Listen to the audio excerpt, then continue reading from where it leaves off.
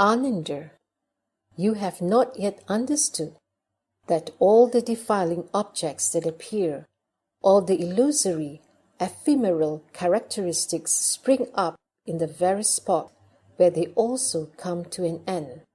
They are what is called illusory falseness, but their nature is in truth the bright substance of wonderful enlightenment.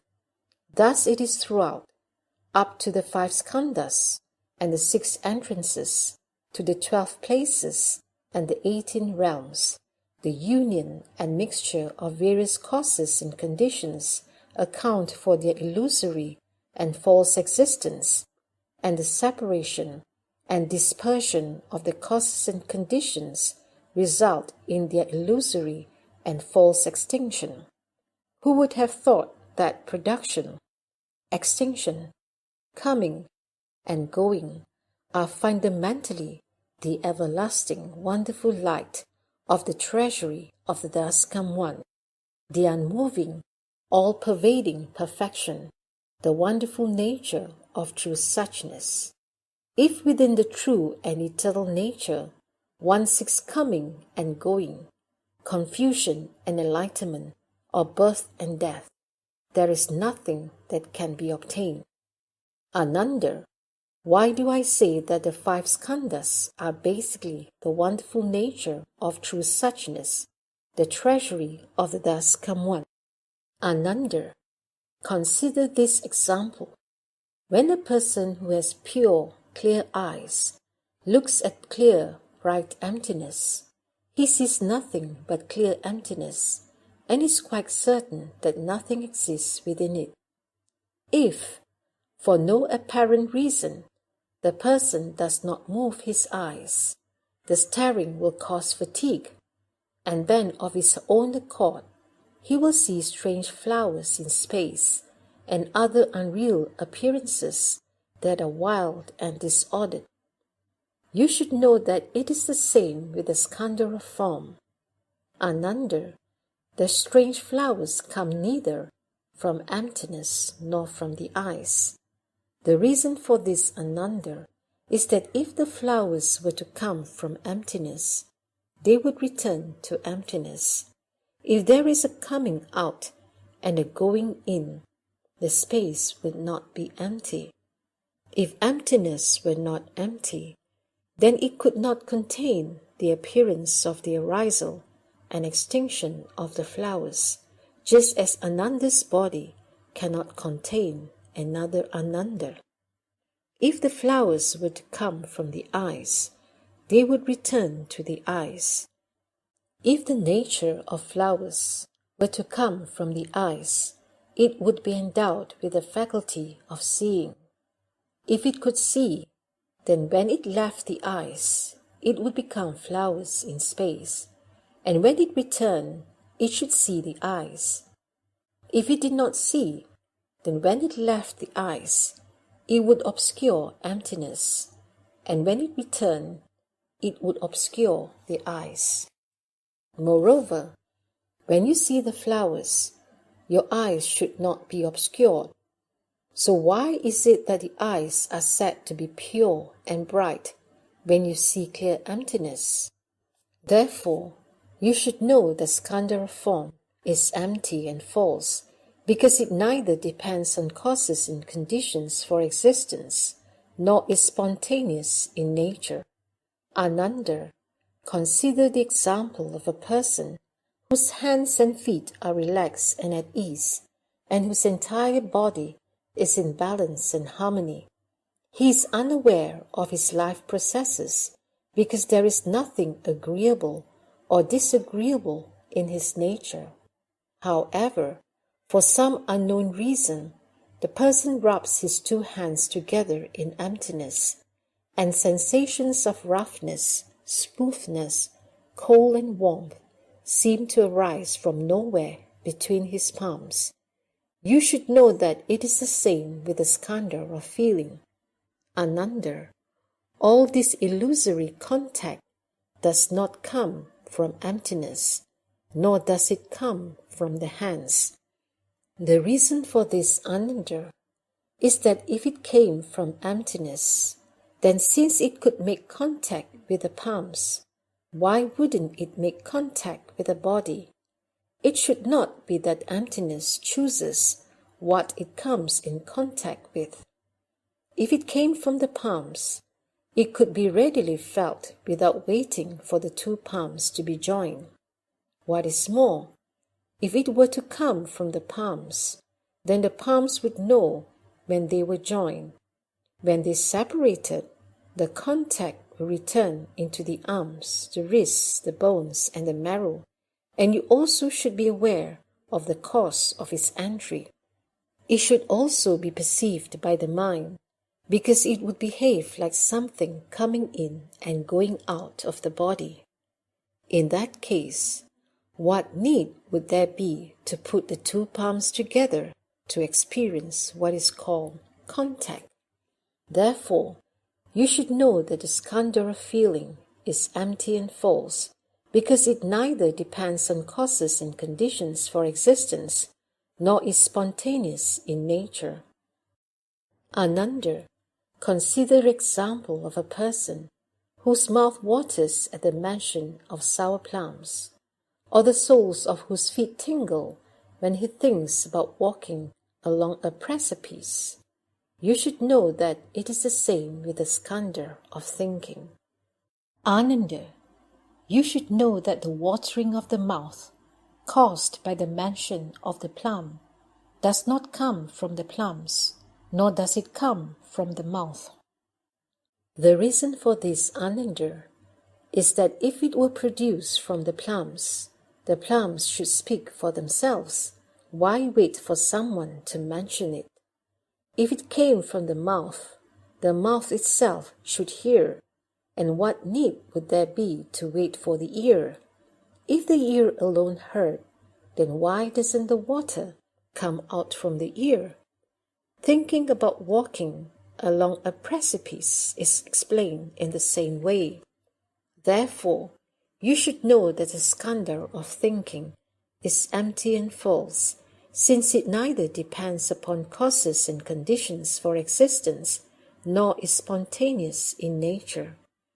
Ananda, consider, for example, a swift rapids whose waves follow upon one another in orderly succession, the ones behind never overtaking the ones in front. You should know that it is the same with the skandha of activity. Ananda, thus the nature of the flow does not arise because of emptiness, nor does it come into existence because of the water. It is not the nature of water, yet it is not separate from either emptiness or water. The reason for this, Ananda, is that if it arose because of emptiness, then the inexhaustible emptiness throughout the 10 directions would become an inexhaustible flow, and all the worlds would inevitably be drowned. If the swift rapids existed because of water, then their nature would differ from that of water, and the location and characteristics of its existence would be apparent. If their nature was simply that of water, then when they become still and clear, they would no longer be made up of water. Suppose they were to separate from emptiness and water, there isn't anything outside of emptiness, and outside of water, there isn't any flow. Therefore, you should know that the skandha of activity is empty and false, since it neither depends upon causes and conditions for existence, nor is spontaneous in nature. Ananda, consider, for example, a man who picks up a kalavinka pitcher and stops up its 2 holes. He holds up the pitcher filled with emptiness, and walking some 1,000 li away, presents it to another country. You should know that the skandha of consciousness is the same way. Thus, Ananda, the space does not come from one place, nor does it go to another. The reason for this, Ananda, is that if it were to come from another place, then when the stored up emptiness in the pitcher went elsewhere, there would be less emptiness in the place where the pitcher was originally. If it were to enter this region, when the holes were unplugged and the pitcher was turned over, one would see emptiness come out. Therefore, you should know that the skandha of consciousness is empty and false, since it neither depends upon causes and conditions for existence, nor is spontaneous in nature. Moreover, Ananda, why do I say that the 6 entrances have their origin in the wonderful nature of true suchness, the treasury of the thus come one? Ananda, although the eye's staring causes fatigue, the eye and the fatigue originate in body. Staring gives rise to the characteristic of fatigue. Because the sense of seeing is stimulated in the midst of the 2 false, defiling objects of light and dark, defiling appearances are taken in. This is called the nature of seeing. Apart from the 2 defiling objects of light and dark, this seeing is ultimately without substance. Thus, Ananda, you should know that seeing does not come from light or dark, nor does it come forth from the sense organ, nor is it produced from emptiness. Why? If it came from light, then it would be extinguished when it is dark, and you would not see darkness. If it came from darkness, then it would be extinguished when it is light, and you would not see light.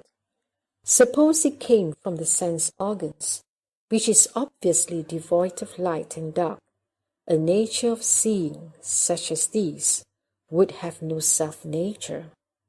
Suppose it came forth from emptiness. When it looks in front of you, it sees the shapes of the defiling dust. Turning around, it would see your sense organ. Moreover, if it were emptiness itself which sees, what connection would that have with your entrance? Therefore, you should know that the eye entrance is empty and false, since it neither depends upon causes and conditions for existence, nor is spontaneous in nature. Ananda, consider, for example, a person who suddenly stops up his ears with 2 fingers. Because the sense organ of hearing has become fatigued, a sound is heard in his head. However, both the ears and the fatigue originate in body. Monotony will produce the characteristics of fatigue. Because the sense of hearing is stimulated in the midst of the 2 false, defiling objects of movement and stillness, defiling appearances are taken in. This is called the nature of hearing. Apart from the 2 defiling objects of movement and stillness, this hearing is ultimately without substance. Thus, Ananda, you should know that hearing does not come from movement and stillness, nor does it come from the sense organ, nor is it produced from emptiness. Why? If it came from stillness, it would be extinguished when there is movement, and you would not hear movement. If it came from movement, then it would be extinguished when there is stillness, and you would not be aware of the stillness. Suppose it came from the sense organs, which is obviously devoid of movement and stillness, a nature of hearing, such as these, would have no self-nature. Suppose it came from emptiness. Emptiness would then become hearing, and would no longer be emptiness. Moreover, if it were emptiness itself which hears, what connection would it have with your entrance? Therefore, you should know that the ear entrance is empty and false, since it neither depends upon causes and conditions for existence, nor is spontaneous in nature. Ananda, consider, for example, a person who inhales deeply through his nose. After he has inhaled for a long time, he becomes fatigued, and then there is a sensation of cold in the nose. Because of that sensation, there are the distinctions of penetration and obstruction, of emptiness and actuality, and so forth, including all fragrant and stinking vapors. However, both the nose and the fatigue originate in body. Overexertion will produce the characteristic of fatigue. Because the sense of smelling is stimulated in the midst of the two false, defiling objects of penetration and obstruction, defiling appearances are taken in. This is called the nature of smelling. Apart from the two defiling objects of penetration and obstruction, this smelling is ultimately without substance. You should know that smelling does not come from penetration and obstruction, nor does it come forth from the sense organ, nor is it produced from emptiness. Why? If it came from penetration, the smelling would be extinguished when there is obstruction, and then how could it experience obstruction? If it existed because of obstruction, then where there is penetration, there would be no smelling. In that case, how would the awareness of fragrance, stench, and other such sensations come into being? Suppose it came from the sense organ, which is obviously devoid of penetration and obstruction. A nature of smelling such as this would have no self-nature. Suppose it came from emptiness. Smelling itself would turn around and smell your own nose. Moreover, if it were emptiness itself which smelled, what connection would it have with your entrance? Therefore, you should know that the nose entrance is empty and false, since it neither depends upon causes and conditions for existence, nor is spontaneous in nature. Ananda, consider, for example, a person who licks his lips with his tongue. His excessive licking causes fatigue. If the person is sick, there will be a bitter flavor. A person who is not sick will have a subtle sweet sensation. Sweetness and bitterness demonstrate the tongue's sense of taste. When the organ is inactive, a sense of tastelessness prevails. However, both the tongue and the fatigue originate in body. Stress produces the characteristic of fatigue. Because the two defiling objects of sweetness and bitterness, as well as tastelessness, stimulate a recognition of taste, which in turn draws in these defiling sensations, it becomes what is known as a sense of taste. Apart from the two defiling objects of sweetness and bitterness, and apart from tastelessness, the sense of taste is originally without a substance. Thus, Ananda, you should know that the perception of sweetness, bitterness, and tastelessness does not come from sweetness or bitterness, nor does it exist because of tastelessness, nor does it arise from the sense organ, nor is it produced from emptiness. For what reason? If it came from sweetness and bitterness, it would cease to exist when tastelessness was experienced. So how could it recognize tastelessness? If it arose from tastelessness, it would vanish when the flavor of sweetness was tasted. So how could it perceive the two flavors, sweet and bitter? Suppose it came from the tongue, which is obviously devoid of the defiling objects of sweetness and bitterness and of tastelessness. An essence of tasting, such as these, would have no self-nature. Suppose it came from emptiness, the sense of taste would be experienced by emptiness instead of by the mouth. Suppose, moreover, it was emptiness itself which tasted, what connection would that have with your entrance? Therefore, you should know that the tongue entrance is empty and false, since it neither depends upon causes and conditions for existence, nor is it spontaneous in nature. Ananda, consider, for example, a person who touches his warm hand with his cold hand. If the cold is in excess of the warm hand will become cold. If the warmth is in excess of the cold, his cold hand will become warm. So the sensation of warmth and cold is felt through the contact and separation of the two hands. Fatiguing contact results in the interpenetration of warmth and cold. However, both the body and the fatigue originate in body. Protraction produces the characteristics of fatigue. Because a physical sensation is stimulated in the midst of the two defiling objects of separation and union, defiling appearances are taken in. This is called the awareness of sensation.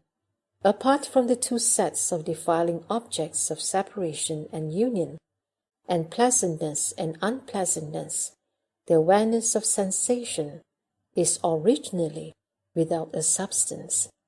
Thus, Ananda, you should know that this sensation does not come from separation and union, nor does it exist because of pleasantness and unpleasantness, nor does it arise from the sense organ, nor is it produced from emptiness.